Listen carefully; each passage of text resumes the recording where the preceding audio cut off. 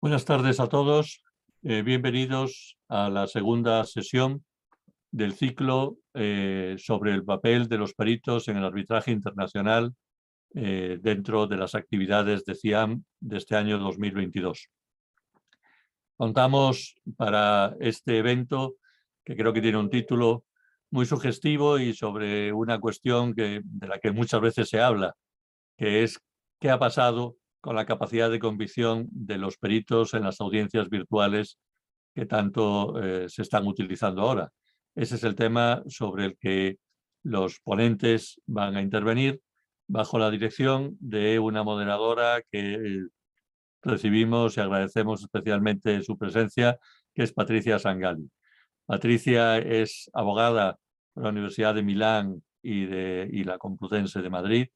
Está colegiada en los dos colegios, es abogada y árbitro, a pesar de su juventud de reconocido prestigio, en muy diversos países, porque Patricia, además de italiano y español, habla inglés, habla polaco, es presidenta del capítulo italiano del Club Español del Arbitraje, en el que ha colaborado enormemente durante muchos años, y también es miembro del capítulo polaco del club, lo cual creo que da buena muestra de su internacionalidad probada.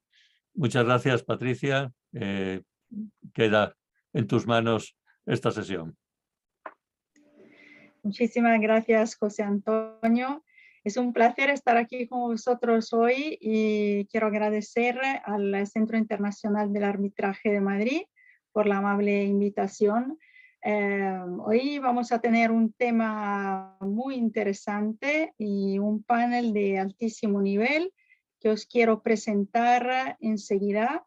Tenemos aquí Fabricio Hernández. Fabricio Hernández, Managing Director de Nera Economic Consulting en Madrid. Se especializa en análisis económico y regulación en varios sectores, sobre todo en energía e infraestructuras, y lleva más de 20 años actuando de experto en arbitrajes nacionales e internacionales. Luego, Alberto Rábano, socio de KPMG, cuenta con 17 años de experiencia en disputas económicas, especializado en la prestación de servicios a una gran variedad de industrias como experto en materia económico-financiera, contable de carácter sectorial, destacando sectores como infraestructuras, construcción o energía. Forma parte del panel de expertos del sector de infraestructuras y construcción de KPMG desde el ejercicio de 2011 y desde 2021 miembro de la Junta Directiva del Club de Derecho de la Construcción e Ingeniería. Ha centrado su experiencia profesional, entre otras, en la preparación y presentación de informes de experto de reclamación de daños, determinación de sobrecostes en grandes contratos de infraestructuras.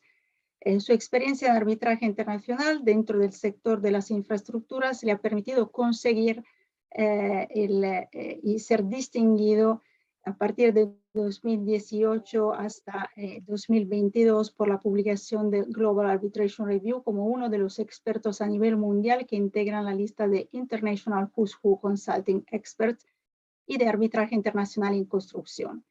José Antonio García, socio de Brattle, está a cargo de la oficina de Madrid.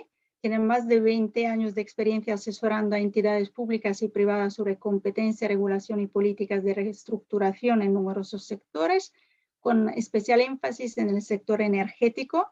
Ha aportado testimonios periciales en procedimientos judiciales en España y en arbitrajes sobre tratados internacionales de comercio e inversión. Antes de fundar la oficina de Brattle en Madrid, estuvo 5 años trabajando en la oficina de Brattle en Washington, D.C., entre otras, y también es reconocido en la publicación Who's Who Legal en los apartados de Global Elite Thought Leader, Energy Experts, Consulting Experts, Financial Advisory and Valuation, Quantum of Damages and Arbitration Expert Witnesses, ediciones de 2015 a 2022. Como experto internacional en procesos de arbitraje de litigación comercial, el máster de doctor de Economía por la Universidad Pompeu Fabra de Barcelona y cursó estudios de posgrado en Boston University. Luego, Javier Espel es socio de BDO Auditores y dirige su departamento proyecto de Forensic en España durante los últimos 21 años ha estado dedicado a la preparación y ratificación ante los tribunales de justicia ordinaria y arbitrales de informes periciales en materia económica, financiera y contable. Javier ha intervenido en numerosos arbitrajes internacionales y nacionales, Corte Española de Arbitraje, TAB, CIMA y Cortes de Arbitraje de Madrid, Bilbao y Valencia, entre otras, como perito de parte, principalmente en ocasiones designado por el Tribunal Arbitral. Es licenciado en Ciencias Económicas y Empresariales por la Universidad Complutense de Madrid, miembro del Colegio de Economistas y de Registro de Economistas Forenses. Y, en fin, pero no de menos importancia, Enrique Cañizares, socio de RBB Economics, con base en la oficina de Madrid, trabaja como consultor económico desde el año 2000, tiene amplia experiencia como perito en litigios de diferente naturaleza en prácticamente todos los sectores de la economía. Su experiencia incluye numerosos casos relacionados con la determinación del precio y el valor de activos, bienes y negocios, así como la valoración del impacto de eventos de distinta naturaleza en compañías y sectores mediante el uso de técnicas cuantitativas. También ha preparado numerosos informes sobre cuestiones de competencia regulatorias y de cálculo de daños, participado como perito en litigios relativos a disputas contractuales, competencia desleal, reequilibrio económico de contratos con la administración pública, y ha comparecido en numerosas ocasiones como perito ante tribunales y cortes de arbitrajes nacionales e internacionales. Y antes de incorporarse a RBB, trabajó durante 7 años en Pricewaterhouse, donde lideraba el grupo de análisis económico dentro del departamento de valoraciones y formaba parte del grupo de Forensic. Antes de eso, durante 6 años en NERA Economic Consulting.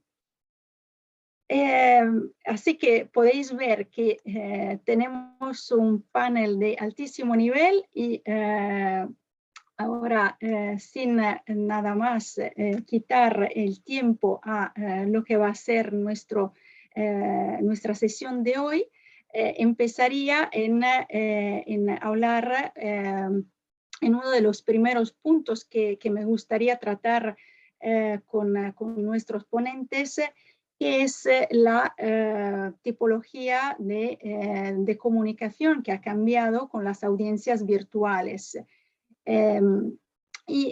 Preguntar como primera cosa si las audiencias virtuales han sido un recurso excepcional en determinadas situaciones o si por el contrario constituyen una herramienta eficaz en lo que debería utilizarse de forma habitual.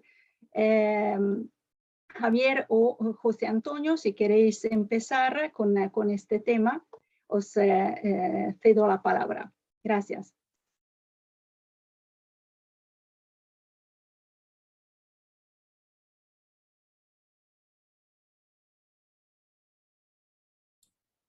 Hola, buenas tardes. Gracias, Patricia. Gracias a José Antonio Cañizos y al CIAN por esta oportunidad. Bueno, pues vamos a ver. Lo que está claro es que estos 2 últimos años nos han tenido a todos con una necesidad de mantener audiencias virtuales, ¿no? Fundamentalmente en arbitraje internacional. Tengo que decir que en intervenciones en arbitrajes más locales y sobre todo en justicia ordinaria, pues prácticamente nos hemos encontrado de forma recurrente con mascarillas ante la justicia, es decir, con barreras superiores a lo que es la virtual, ¿no? Bien, pero ha sido una necesidad. Es decir, la transformación digital era algo que ya venía evolucionando antes de la pandemia y con la pandemia se ha acelerado. Eso ha tenido consecuencias, ¿no? En mi opinión debería ser una excepción. ¿Por qué? Bueno, vamos a tratar los pros y los contras. Desde diferentes ángulos vamos a analizar digamos, este ámbito, ¿no? Los ponentes que aquí estamos, mi opinión es esa, ¿no? Es decir, me gustaría que siguieran siendo excepcionales y que la excepción, habida cuenta que ha habido, o que son eficaces, que yo creo que son bastante eficaces, pues quizás debería abrirse el espectro de excepciones, ¿no? Es decir, si antes era por cuestiones de dificultad de movilidad, ahora ha sido por una necesidad por la pandemia, pues quizás que haya casos en los que la razón económica también pese, ¿no? Pero yo insisto, y luego ya, digamos, en alguna intervención posterior ya diré por qué, ¿no? Pero yo considero que el trato humano, digamos, tiene que ser presencial. Básicamente esa es la respuesta, ¿no? Opinión, queda claro, personal, la excepción tiene que mantenerse. Y hay que racionalizar y quizás hay que abrir un poquito el espectro de excepciones, ¿no? O sea que, Javier, ¿tú opinas que se pierde un poco, ¿no?, la eficacia con la vista virtual, digamos? Bueno, es mi opinión. O sea, yo Tipología de comunicación. Y sí, José Antonio, ¿qué opinas? Muchas gracias, Alcián. Muchas gracias, Patricia, por la introducción. Pues no lo sé, no lo tengo tan claro. Quiero decir, creo que va a haber determinados procedimientos en los que no le veo tanto problema en que se generen procesos virtuales, audiencias virtuales. Quizás esto tenga más sentido en procedimientos que sean relativamente simples, cortos, y en los que no sea necesaria la intervención de muchos peritos, de muchos testigos. En cambio, es verdad que en casos especialmente complicados y especialmente largos, es probable, y quiero pensar que será así, que se opte más por audiencias más físicas y más tradicionales. También es verdad que dentro del procedimiento hay muchas fases y habrá parte de todo el procedimiento que se pueda hacer virtual, reuniones preliminares, determinadas actuaciones preliminares a las vistas que no le veo mucho problema que se realicen más de manera virtual. Si nos ceñimos estrictamente a lo que son las vistas y las ratificaciones, pues ahí tengo más dudas y estoy de acuerdo con Javier que especialmente en aquellos casos complicados y largos, mi preferencia sería a que fuera presencial. Dicho esto, es una preferencia como perito. Tengo claro que el cliente tiene otras consideraciones económicas, de tiempo, que puede tener en cuenta. Mi sensación en términos generales en estos 2 años es que en aquellos casos en los que el cliente percibe que tiene un caso fuerte, que tiene asesoría legal fuerte, peritos fuertes, testigos fuertes, tienden a pensar que le puede ir mejor en el caso en una audiencia física y por el contrario, en otras situaciones en las que considere que no tiene un caso tan fuerte o tenga testigos, peritos y asesores no tan fuertes, puede verse inclinado a intentar que sea más virtual. Pero es una mera percepción. Gracias. Y volviendo a lo que es la audiencia virtual, ¿crees que deben existir unos estándares técnicos mínimos de los dispositivos informáticos empleados durante las vistas, sobre todo para los peritos? Yo creo que es inevitable. Si me preguntas, Teresa, yo creo que es inevitable. Quiero decir, en la medida que busquemos que el procedimiento sea fiable, que no se produzcan eventuales desconexiones y situaciones indeseables, creo que determinados mínimos técnicos deben establecerse. Creo que, como digo, que es inevitable que sea así. Si no, estaremos sujetos a situaciones pues indeseables y que han sucedido en algunos de los casos. Tengo que decir que en general, durante estos 2 años, estas situaciones indeseables e incómodas han sido realmente mínimas. Ha funcionado muy bien, al menos en los casos en los que yo he estado, pero también creo que se ha buscado en todos los diferentes casos que existan de una manera implícita o explícita unos mínimos técnicos y tecnológicos asegurados. Y Javier, ¿tú crees que se deben implantar protocolos de intervención en las audiencias virtuales? ¿Qué opinas? ¿Cuál ha sido tu experiencia durante estos últimos 2 años? Pues mi experiencia tengo que decir que ha sido buena, ¿no? Es decir, he intervenido, he tenido algunos arbitrajes internacionales y tengo próximamente telemáticos y la experiencia es buena. Es cierto que digamos que esta entrada obligada de sopetón en el mundo virtual, las audiencias virtuales, ha hecho pues, que no todos estuviéramos probablemente en las mismas condiciones técnicas, ¿no? o en esa progresión de la transformación digital. A nosotros nos ha encontrado en una buena situación y probablemente los actores en un arbitraje internacional pues, suelen estar más o menos en un ranking parecido en ese ámbito tecnológico, pero yo creo que es necesario. Es necesario que se determine si hay una pantalla o dos pantallas. Esto parece una tontería, pero en definitiva, pues si estás viendo los documentos en una y en la otra estás viendo al resto de interlocutores, pues es casi más necesario, ¿no? Los anchos de banda, los temas de seguridad. No olvidemos que al intervenir diferentes centros de trabajo o diferentes IPs, pues tiene que estar garantizada la seguridad, tiene que haber unos requisitos mínimos. Pero yo estoy convencido que ese no va a ser un problema, siempre y cuando se conciencie o se ponga. Pero ya digo, yo no he tenido ningún problema en ese sentido. Sí, y mi pregunta es, porque yo lo veo desde el punto de vista, ¿no? de abogado, de árbitro. Mi pregunta para el perito en este caso es que ¿quién se ocupa, ¿no? de estos protocolos, de la tipología de protocolos? Porque hablamos, ¿no? del backup, de la seguridad, como dices tú, o de las conexiones. O sea, ¿hay algo importante, por ejemplo, para los peritos, de ver que consideráis de verdad importante?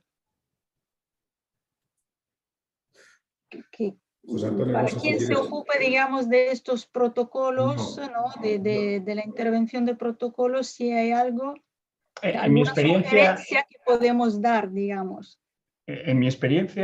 sobre todo en arbitrajes internacionales, estoy de nuevo de acuerdo con Javier Spell, que en lo que son procesos de litigación más locales ha sido bastante raro la ocasión en la que se han hecho virtuales, por no decir prácticamente ninguna, al menos aquí en España. Cuando nos movemos en el mundo del arbitraje internacional, en gran medida ha venido dictada por las sedes arbitrales. Es decir, las propias sedes arbitrales han definido una serie de protocolos y cada una de las empresas intervinientes, tanto de consultoría, técnicas o los propios despachos legales, estoy seguro que han intervenido a través de sus propios equipos internos de IT y realmente, al menos en los casos en los que yo he trabajado, esa relación ha sido muy fluida. Se suelen hacer innumerables pruebas los días, si no las semanas anteriores, para comprobar que todo funciona. Si es la primera vez que participas en uno de ellos, incluso ha habido sesiones en las que te enseñaban a cómo participar, cómo podías compartir archivos, cómo podías intentar intervenir. Y en general, como digo, esa relación ha sido tremendamente fluida y en casi todas las ocasiones ha venido determinada por las sedes arbitrales. Esa ha sido una experiencia. Sí, sí, que creo que también desde mi punto de vista ha sido muy importante, ¿no? la actividad de los centros, ¿no? de arbitraje. Entonces, así se ha notado mucho en estos últimos 2 años, ¿no? Que estos protocolos de intervención han sido muy importantes por los centros de arbitraje. Y siguiendo con este tema, ¿qué opináis? ¿Cuál podría ser la evolución de las vistas en futuro? Porque aquí hemos visto, ¿no? estos 2 años de pandemia, ahora esperamos que todo vaya un poquito mejor, pero nos hemos acostumbrado a algo. ¿Y qué opináis? ¿Vamos a seguir con lo virtual? ¿Vamos a volver a presencial? ¿O cuál puede ser la evolución según vuestra opinión? Yo creo, en línea con lo que comentaba José Antonio, que en arbitrajes muy complejos y fundamentalmente en las vistas, espero, digo que no, creo no, espero que sigan siendo presenciales, ¿no? ¿Qué creo que va a ocurrir? Pues que pasaremos probablemente a un formato híbrido mucho más racional, porque pues hasta ahora nos encontrábamos en sedes grandes durante varios días con montañas de papel, que ese es otro tema positivo para, es decir, las audiencias virtuales han traído que no se imprima tanto papel, ¿no? Yo echo de menos ver montañas y montañas de papel, que al final son árboles perdidos, ¿no? Pero yo creo que vamos a ir a un formato híbrido y espero que se racionalice, ¿no? Que la excepción se abra un poco más, pero que no sea lo habitual, que lo virtual no sea lo habitual, porque desde mi punto de vista se pierde mucho. Sí, y también cómo podría afectar eso a la competencia entre sedes arbitrales, por ejemplo, dado que los servicios ofrecidos no cambiarían. José Antonio, ¿quieres comentar algo sobre esto? Porque antes era importante tener una sala adecuada, ¿no? O bien localizada, y ahora obviamente hay elementos diferentes, ¿no? que son importantes y fundamentales. Yo creo que como dije antes, yo creo que va a haber quizás situaciones en las que en última instancia los clientes determinen su deseo de que el procedimiento sea virtual o sea más físico, pongámoslo así, en la medida que pueda haber una combinación de clientes con diferentes preferencias, dependiendo del tipo de caso, de la cantidad y del montante en discusión, de la complejidad del caso, y en la medida que algunos optarán por virtuales y otras por físicas, mi sensación es que las sedes arbitrales inicialmente claramente van a tender a ofrecer ambos tipos de servicios. Creo que me costaría pensar que ninguna sede arbitral se especialice única y exclusivamente en sesiones virtuales y otras en sesiones más físicas. Me parece que esa flexibilidad que se nos va a pedir como peritos va a venir en gran parte determinada por las necesidades del cliente y sus preferencias. Y igual que nosotros tendremos que adaptarnos a lo que el cliente considere más oportuno, obviamente expresaremos nuestras preferencias y deseos, pero será una opinión más entre muchas que habrá que tener en consideración. Las sedes virtuales optarán por también aportar esa flexibilidad. Esa es mi sensación. Y un apunte, si me permitís, además, es decir, ceteris paribus, todos con el mismo nivel, digamos, técnico, etcétera, no olvidemos que detrás de las cortes están las personas, ¿no? Claro, claro. Las personas son de la propia corte, no voy a decir un porcentaje, pero presumo que una parte fundamental siempre va a ser las personas y los profesionales de la corte. La tecnología, bueno, es un medio, está muy bien, pero los profesionales seguirán siendo los mismos, supongo. Claro, gracias.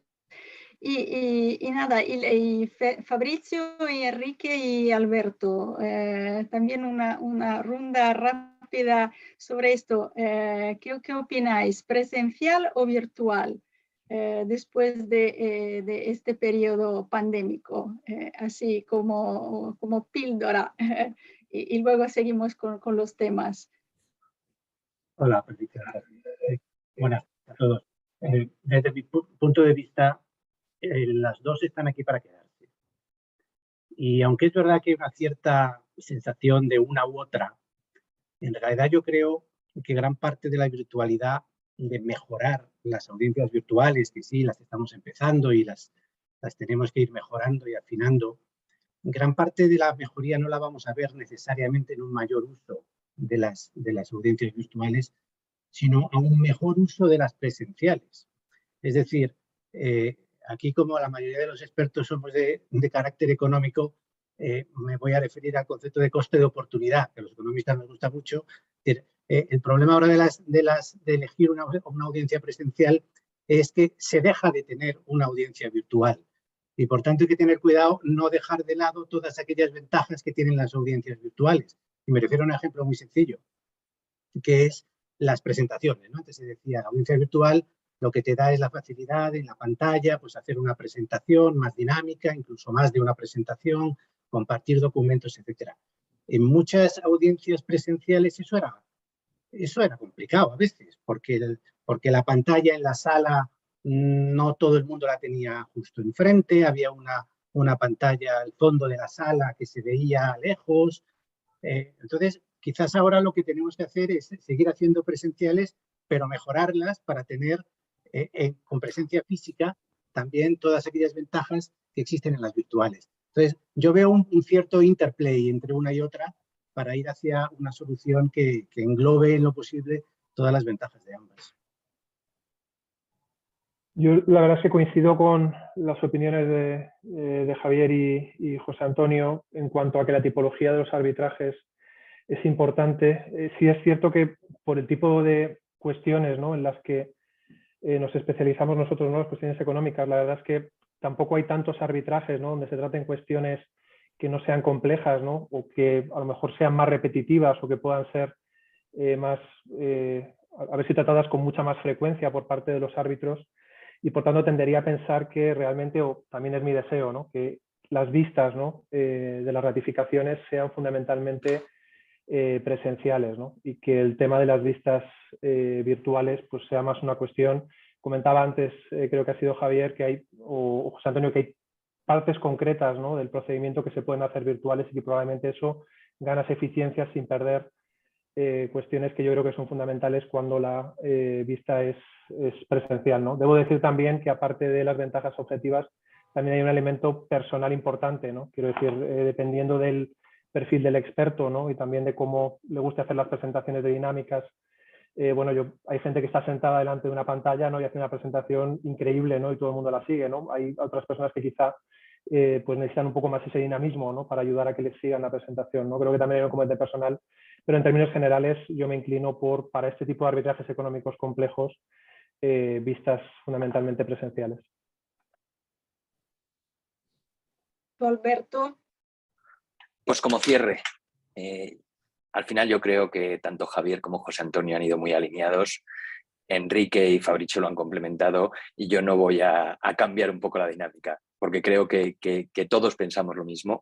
Mi bolita de cristal, mi apuesta, lo que creo que va a pasar y lo que me gustaría es ese modelo híbrido. Esa palabra se ha puesto muy de moda y creo que es lo que ha llegado para quedarse, y utilizar, dependiendo del caso más concreto, de si es más complejo, de si es menos complejo, de la particularidad concreta, un modelo virtual o un modelo presencial, y que ambos subsistan y se complementen.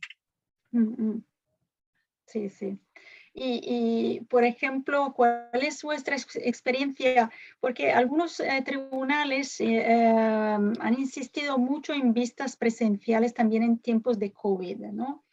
Y entonces, ¿cuál puede ser la razón? ¿Por qué insistían tanto en estas vistas presenciales?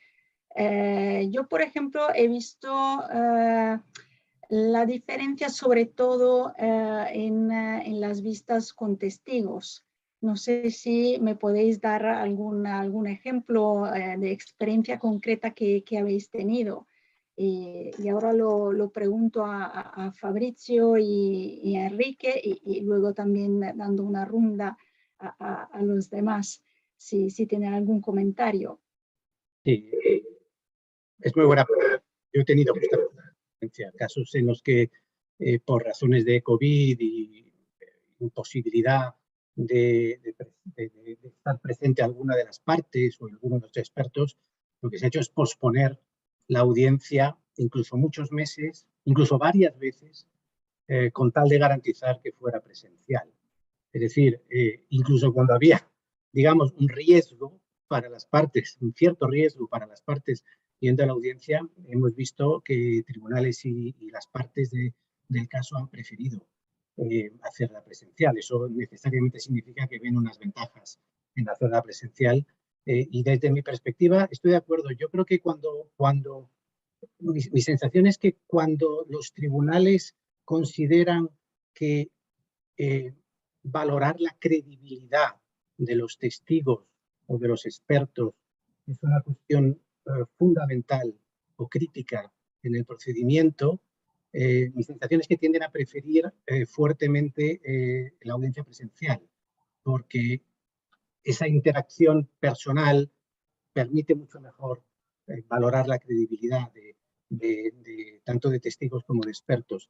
Cuando en cambio quizás las cuestiones a debatir o las cuestiones desde el punto de vista por lo menos pericial, son más, llamémoslas estándar, ¿no? Son más, contar un descuento de flujos de caja, metodologías que la mayoría de los tribunales arbitrales conocen ya bien. Probablemente la comunicación es menos bilateral y es más del experto explicando cosas al tribunal, y no necesariamente el tribunal necesita entender los cálculos, pero no necesita valorar si el experto es creíble o no es creíble, o no lo considera tan crítico. Para mí ese es un factor que probablemente ha influido en esa decisión de insistir en audiencias presenciales, incluso en estos tiempos. Yo en mi caso tengo una experiencia exactamente igual que la de Fabricio. De hecho, la visa se pospuso porque yo fui el que enfermó de COVID y se retrasó efectivamente bastante tiempo, a pesar que era un tema urgente y demás, ¿no? En cuanto a por qué, ¿no?, los tribunales prefieren estas vistas presenciales, o sea, obviamente son los árbitros, ¿no?, y las propias sedes arbitrales las que tienen la respuesta a eso, ¿no? Yo estoy bastante con Fabricio en el hecho sobre todo de la interacción, ¿no? O sea, cuando tú estás haciendo una presentación, que sobre todo algunas de ellas, ¿no?, dependiendo del tema, puede ser relativamente larga, ¿no? Pues claro, estar delante de una pantalla, ¿no?, soltando, entre comillas, el rollo, ¿no? Creo que a veces los tribunales en un formato virtual pueden tener menos capacidad o para intervenir o para, de alguna forma, entrar en diálogo con el perito, ¿no? De hecho, en este arbitraje que os comento, ocurrió que estaba yo haciendo mi presentación preliminar y, de hecho, el tribunal me interrumpió y me dijo, no, a nosotros lo que nos interesaría es conocer su opinión sobre este tema concreto, ¿no? Lo podrían haber hecho en una vista virtual también, ¿no? Pero mi impresión es que este tipo de interacciones son más fáciles cuando la vista es presencial, ¿no? Y bueno, aparte de esta ventaja, también pienso, ¿no?, que desde el punto de vista de los tribunales arbitrales, pues nuevamente, ¿no?, dependiendo del tipo de arbitraje, pues las ventajas que pueden ver, ¿no?, que son fundamentalmente ventajas de costes, ¿no? Pues bueno, realmente en arbitrajes que son singulares, ¿no?, y que pues bueno, no se repiten de forma, no son repetitivos, y además donde a lo mejor el tribunal arbitral no tiene tantas experiencias previas, pues para ellos puede ser particularmente importante, ¿no?, tener esa oportunidad de tener el perito a su disposición, pues para interactuar, hacer todo tipo de cuestiones que consideren oportunas, ¿no? Es un poco mi intuición. Y entonces, ¿cuál es la sugerencia que podríamos dar, por ejemplo, a quien nos escucha? Es decir, según la tipología de casos de lo que habéis comentado, ¿no?, anteriormente, podría ser mejor una vista presencial o una vista telemática en virtual. Hay, por ejemplo, una sugerencia que se puede dar sobre la duración de las vistas cuando hay la parte no relativa a los peritos, o eso no es importante, porque hay algo que ha cambiado, ¿no? Y entonces también sabemos que hay algunos periodos en los cuales se hace toda una semana de audiencias, y eso a veces cuando hay varias personas que tienen que intervenir en las audiencias es complicado. ¿Hay alguna sugerencia que podemos dar respecto a lo que ha cambiado en estos 2 años y entonces alguna ventaja o desventaja? Yo creo que una de las ventajas claras de la audiencia virtual es la gestión de la agenda de todos los que van a participar en la audiencia. Yo creo que con la virtual se facilita esa gestión de la agenda.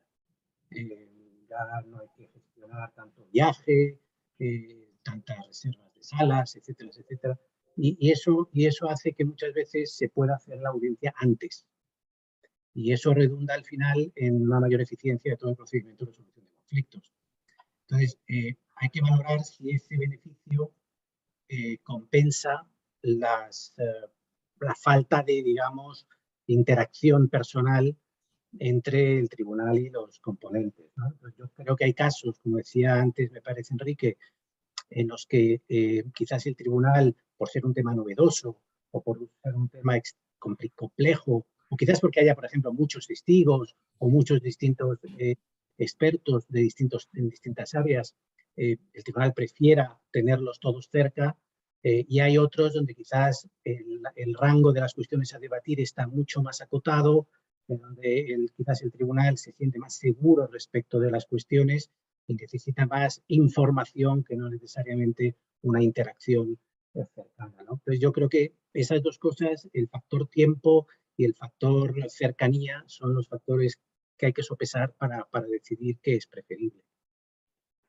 Yo creo que el tema que comentas, Patricia, es también un tema que, en relación a por qué los tribunales pueden preferir vistas presenciales, puede ser un tema también relevante, que es de alguna forma el cansancio, ¿no? Que yo creo que produce estar todo un día delante de una pantalla escuchando presentaciones y gente, ¿no? Y que al final hace que para vistas largas y que duran varios días, quizá el formato virtual sea especialmente poco recomendable. Dicho esto, probablemente, ¿no? Y también hilando con el punto que comentaba ahora Fabricio, ¿no? De que la vista virtual facilita mucho todos los problemas de agenda, ¿no? Pues en caso, ¿no?, de que se hagan vistas virtuales, ¿no?, de duración relativamente prolongada, quizá lo que habría que hacer es tratar de reducir, ¿no?, la duración de las jornadas, ¿no?, lo cual además puede tener ciertas ventajas desde el punto de vista de la preparación del arbitraje, ¿no? Cuántas veces sales tarde, ¿no?, del arbitraje y tienes una reunión después para preparar, ¿no?, la vista del día siguiente, y el propio tribunal en qué medida tiene tiempo suficiente para asimilar algunas de las cosas, ¿no?, que se han producido durante la jornada del arbitraje, ¿no?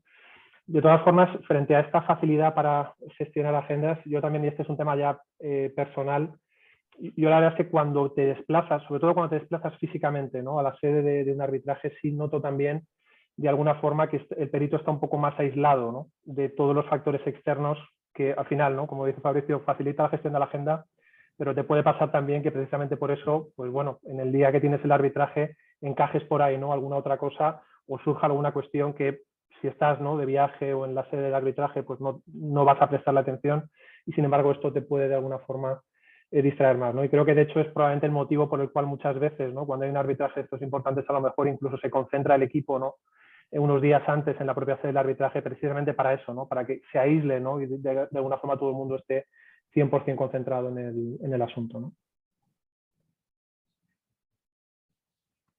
Gracias. Aquí tenemos ya algunas preguntas, pero yo creo que vamos a seguir todavía con los temas y voy a leer las preguntas al final. El perito frente al cross-examination.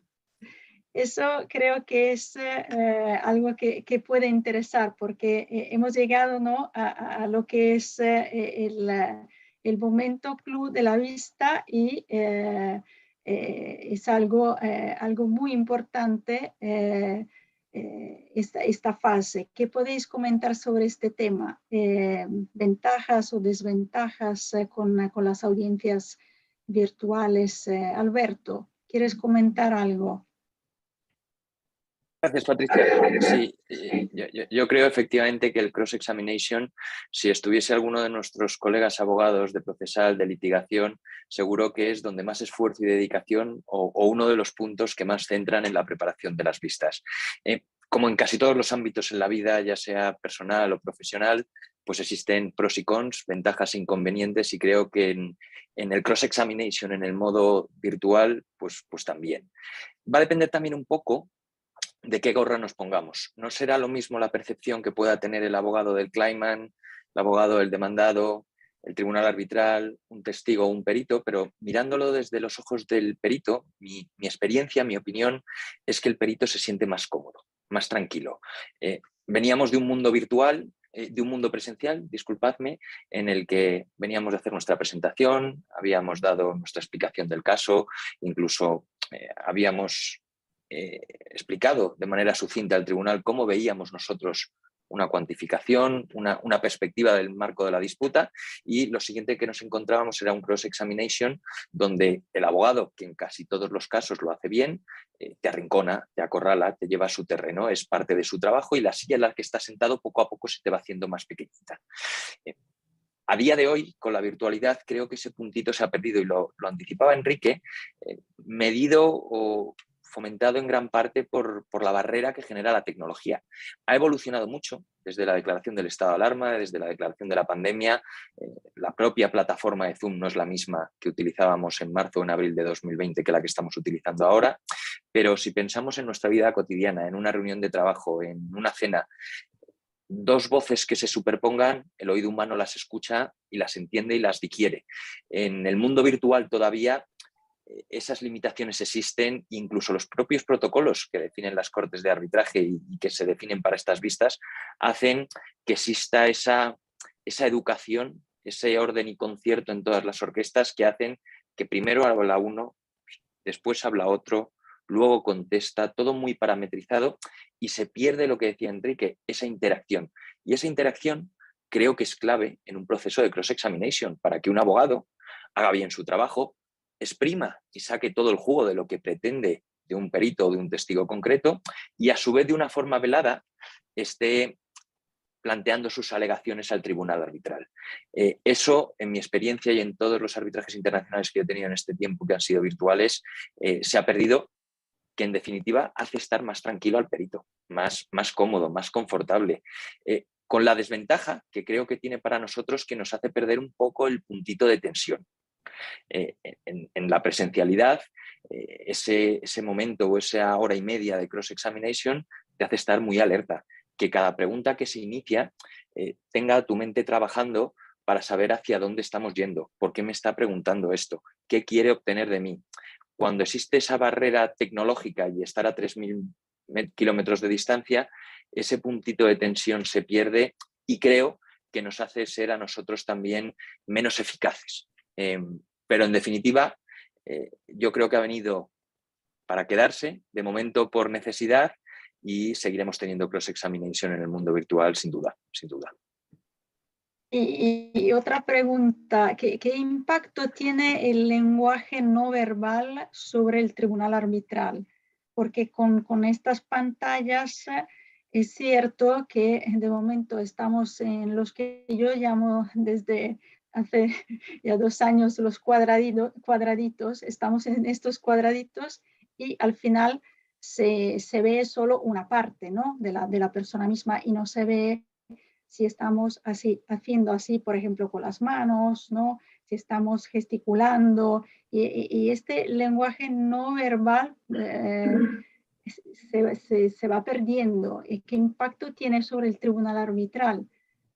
Completamente de acuerdo. Y de nuevo, creo que hay ventajas e inconvenientes. Hemos ganado el tener un primer plano en pantalla, que alguno de mis compañeros decía antes, esas salas en sedes muy grandes, donde tienes un tribunal al fondo, unos abogados a la derecha, tú estás en una mesa, todo muy lejano, una pantalla muy lejana también, hace que ahora, todos con nuestra carita enmarcada, pues que hayamos ganado esa cercanía. Por el contrario, lo que hemos perdido es el 75% de nuestro cuerpo. Y al final, creo que más útil, sobre todo para el tribunal arbitral, los gestos, la utilización de las manos, incluso en determinadas vistas donde en los opening statements es necesario y es útil que el propio perito esté de pie con una pizarra, con una pantalla explicando, eso lo hemos perdido. Y perder eso creo que pierde enriquecimiento del arbitraje en su conjunto, de la explicación del propio perito y al final el que más pierde es el tribunal, pues la persona encargada en ese caso de tratar de aportar luz sobre una cuestión muy concreta, pues tendrá menos recursos para poder transmitir al tribunal todo lo que el tribunal necesita para tomar la mejor decisión posible. Entonces, ventaja que nos vemos todos muy cerca, yo que personalmente veo muy mal, pues me viene muy bien el estar con las pantallas cerca y ver las caras de todos los que van interactuando y pasando de manera progresiva, pero creo que perdemos el 75% de nuestro cuerpo y ese lenguaje no verbal que creo que es sumamente importante en lo que es la percepción y la manera de convencer y explicar a un tribunal arbitral o a cualquier persona en una determinada materia. Si me permites, Patricia, añadir algo. Sí, Este es el aspecto que más me importa, ¿no? El tema de la comunicación. Y yo, bueno, yo tengo claro que para mí se pierde, ¿no? Estoy totalmente de acuerdo con Alberto. Pero he estado mirando publicaciones y tal, pues para tener adicionalmente publicaciones que me dieran la razón, ¿no? Pensando, yo no sé, yo creo que es así, pero voy a verlo, ¿no? Y efectivamente la mayoría de encuestas que se hacían incluso en el mundo de negocios, una encuesta de Forbes entre ejecutivos decían que preferían lo presencial para relaciones sólidas, ¿no? O para una mayor credibilidad, que es extrapolable esto al arbitraje, pues todo iba en dirección a lo que comenta Alberto. Pero permitidme que ha habido una que me ha llamado especialmente la atención, que se refiere a una sentencia de la Sala Segunda de lo Penal del Tribunal Supremo sobre el uso de la videoconferencia. Y dice, sé que es un ámbito penal, se refiere a los testigos, pero bueno, podemos también tener en cuenta sus consideraciones, ¿no? Dice, además incide la doctrina que dentro del proceso penal se cumplen los principios del proceso, a saber, y refiriéndose al principio de contradicción, dice, el principio de contradicción está asegurado en cuanto las posibilidades de interrogatorio y contrainterrogatorio son exactamente iguales para las partes con la presencia física del acusado o del testigo que con la virtual. Es cierto que colocar al testigo inmerso en la parafernalia formal de la justicia, en cuanto aumenta la tensión o presión ambiental, es un método para asegurar que se aproxime más a la verdad en su declaración, mientras que en un lugar remoto podría hacerle disminuir la importancia de la situación. Y dice, y termino, pero también podría argumentarse justamente lo contrario. Muchas veces los medios electrónicos pueden revelar más acerca de la credibilidad y honestidad de un testigo que lo que puede descifrarse físicamente y en directo. Es curioso, ¿no? Esto me ha llamado especialmente la atención, ¿no? Que el Tribunal Supremo en una sentencia pues diga esto. Solo quería añadir una cosa. Estoy completamente de acuerdo con todo lo que habéis dicho, pero la pregunta era el impacto del lenguaje verbal sobre el tribunal arbitral. Yo extendería la pregunta un poco más allá. Es la importancia del lenguaje verbal para todo el procedimiento.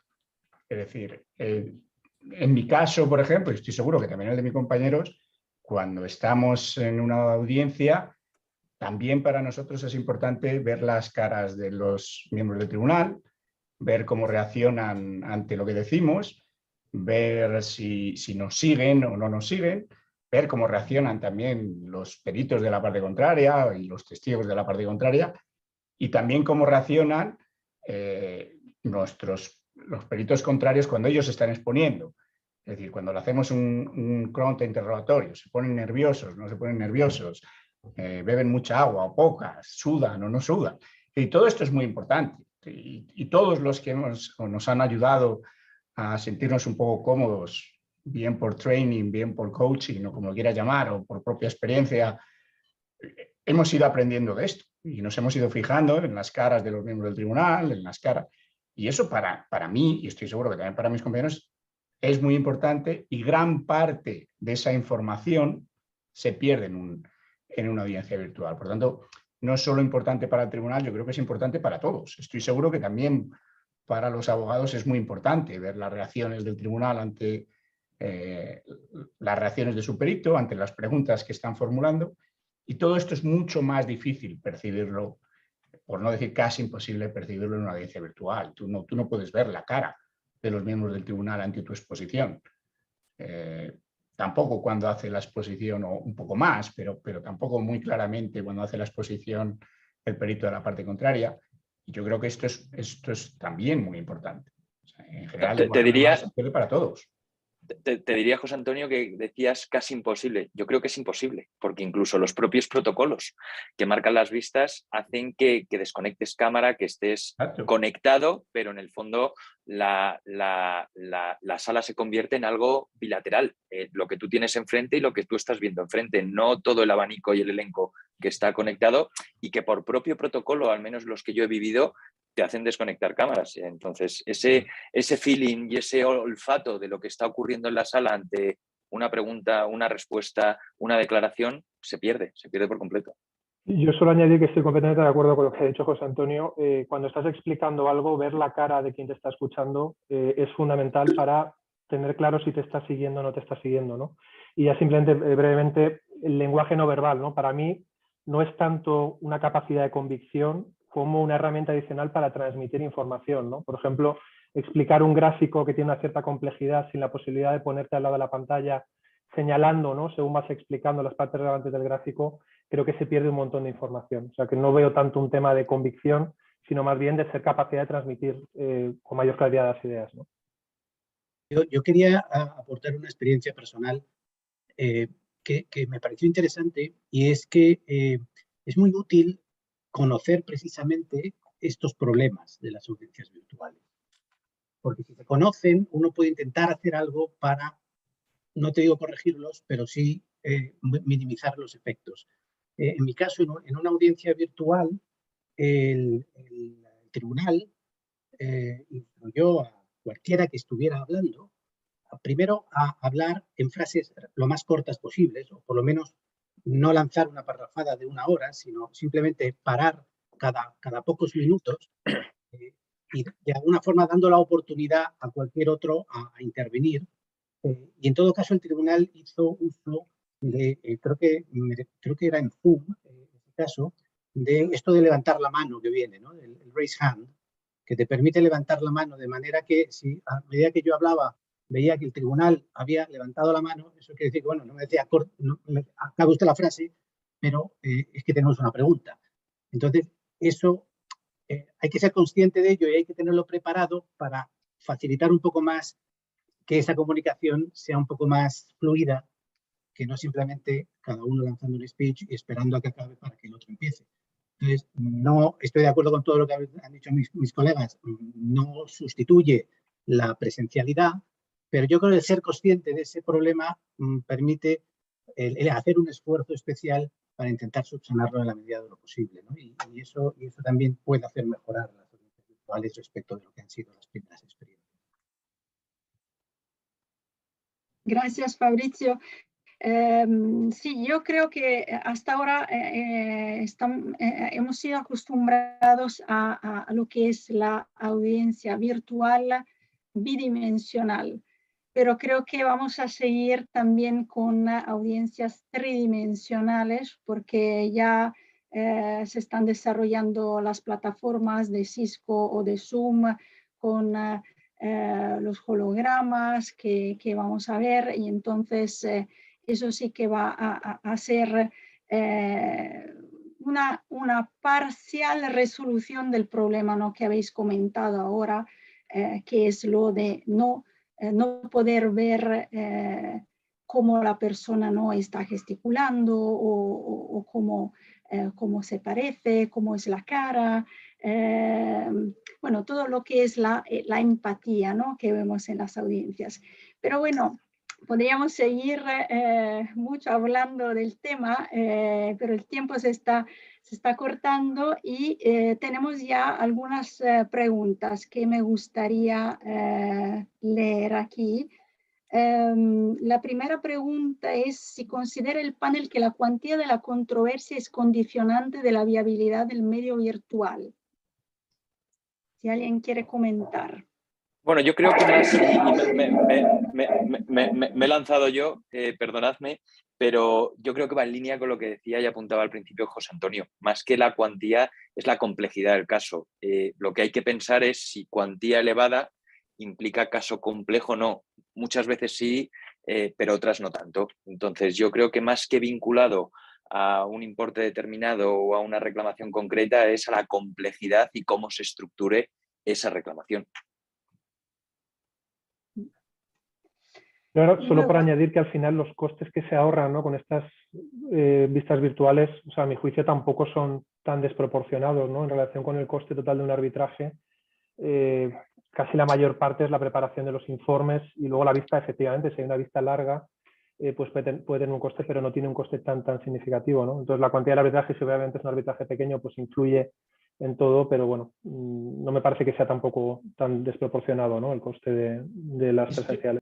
Estoy completamente de acuerdo, Enrique. Y esto lo uno con uno de los comentarios que creo que también hiciste tú o Fabricio, que es relacionado con el coste de oportunidad, que tanto nos gusta a los economistas, que es, y esto es lo que yo he sentido como que lo hemos perdido mucho, es efectivamente esa semana en la que todos los miembros del equipo estamos todos juntos preparando cada día la sesión del día siguiente.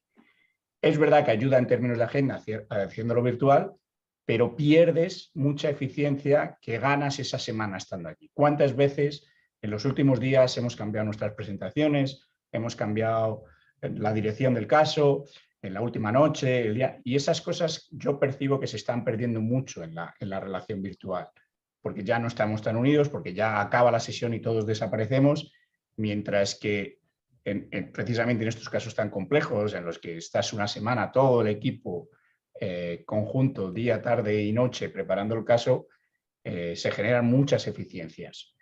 Y creo que hay que tenerlo en cuenta. Es verdad que se pueden ahorrar los costes del hotel, pero en última instancia, si yo fuera el cliente, tendría en cuenta, y muy en cuenta, que la productividad esa última semana es importantísima. Y otra pregunta, ¿cuál es el riesgo para la confidencialidad durante una audiencia virtual? ¿Se plantean ya esta cuestión las sedes de arbitraje, grabación o hacking?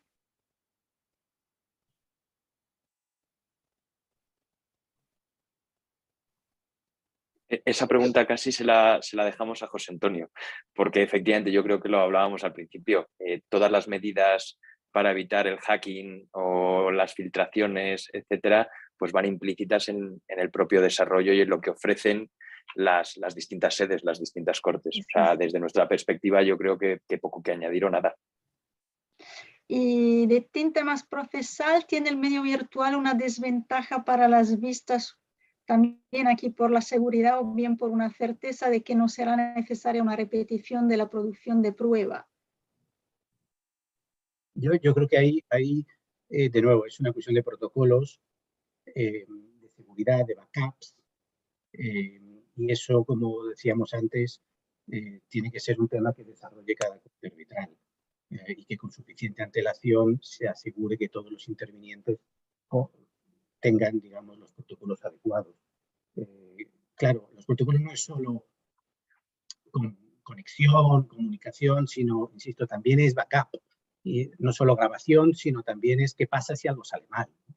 Es decir, si una conexión de repente se interrumpe, ¿qué hacen los demás? ¿Se quedan esperando a ver si se vuelve a activar o hay un protocolo preestablecido de un segundo canal de comunicación por el que se puede? Esas cosas hay que tenerlas previstas, porque si se van a improvisar, funciona mucho peor. Hay un antiguo proverbio romano que decía fiat justitia ruat caelum, que básicamente quiere decir que se haga justicia incluso si se cae el cielo.